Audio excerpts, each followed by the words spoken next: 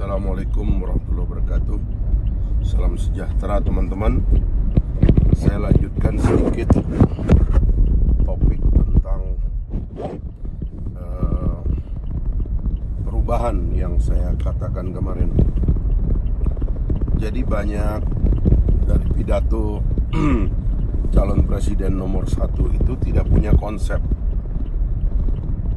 Yang diamati tentang perubahan itu adalah sesuatu yang dangkal, yang tidak berbasis kepada argumen-argumen teoritis yang sangat dikenal dan tradisional dalam teori of change atau teori perubahan.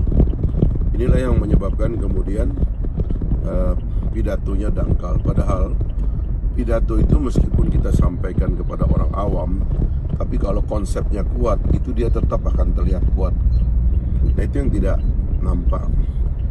Sehingga sebenarnya ada beberapa hal yang dalam perspektif kalau kita adalah calon presiden, itu kita bisa mengurai sebenarnya dimensi-dimensi persoalan dan dimensi jawabannya.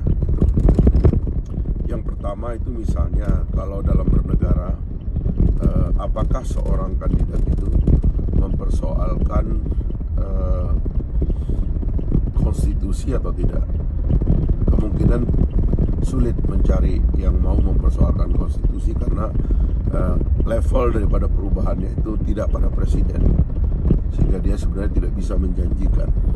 Yang bisa dijanjikan oleh seorang calon presiden adalah merubah undang-undang. Kenapa presiden mudah mengubah undang-undang? Itu karena dia punya instrumen yang bernama Perpu. Tanpa persetujuan dewan, seorang presiden bisa membuat undang-undang, kecuali dibatalkan oleh dewan setelah sebulan dia berlaku. Nah, maka level itu dulu yang diidentifikasi. Apakah ada kesalahan regulasi? Apakah ada kesalahan sistem? Apakah ada persoalan di dalam beberapa konsep yang sedang dikritik dan akan dirubah? Kalau tidak ada identifikasi ini, itu nanti orang bingung gitu. Jadi misalnya tentang IKN gitu. Ngomong saja saya akan mengubah undang-undang IKN, saya akan perpu dan saya akan putuskan, kita tidak akan pindah. Harusnya begitu, sebagaimana ada di antara partai politik yang mengusung pasangan nomor 1 yang terang-terangan, yaitu PKS, yang terang-terangan mengatakan kalau Anies Baswedan menang, IKN tidak akan pindah, ya, atau ibu kota tetap di Jakarta. Nah, sebenarnya ini mesti dieksplor lebih dalam bahwa yang disebut dengan perubahan itu adalah dia tidak akan pindahkan ibu kota, dia akan tetap di sini. Dan yang lain juga demikian, termasuk soal hilirisasi misalnya. Hilirisasi itu levelnya sebenarnya itu sebagian pada Omnibus Law, tapi sebagian juga bukan pada level undang-undang. Dia ada pada Kepres atau peraturan pemerintah. Nah, sehingga itulah yang disasar kritiknya itu kepada regulasi gitu. Itu lebih clear address-nya kepada masyarakat. Nah, yang kedua adalah apabila alamatnya adalah institusi. Nah, seperti kritik tentang korupsi, reformasi birokrasi dan sebagainya, itu kita mau mengalamatkan kemana gitu.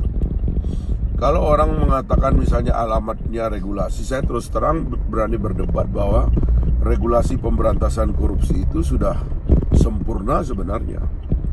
Bahkan sebagiannya itu yang mau dituntut-tuntut sekarang misalnya tentang perampasan aset itu kan sudah ada di Undang-Undang TPPU. Metode perampasan aset sudah ada di dalam Undang-Undang TPPU. Tidak perlu ada yang baru. Kebanyakan politisi ini ya terutama yang nggak ngerti bagaimana cara kerjanya, seolah-olah dengan menyebut satu undang-undang baru dengan diberi nama perampasan aset seolah-olah udah hebat. Padahal itu tidak bisa dilakukan. Ya, mesti ada prosedurnya. Dan yang terakhir adalah barulah kita bicara dalam dimensi leadership. Kalau kita mengkritik metode leadership seorang pemimpin, itu address saja. Yang sayang adalah kebanyakan mengkritik Pak Jokowi, padahal Jokowi sudah mau berhenti. Padahal yang akan jadi ini Pak Prabowo. Kritik kepada Mas Gibran juga cuma soal MK yang omong kosong, nggak ada apa-apanya. Jadi saya kira inilah kesalahan struktur dari cara mengadres perubahan yang dilakukan oleh pasangan 01. Nanti kita akan lanjutkan lagi di episode yang ketiga. Terima kasih. Assalamualaikum warahmatullahi wabarakatuh.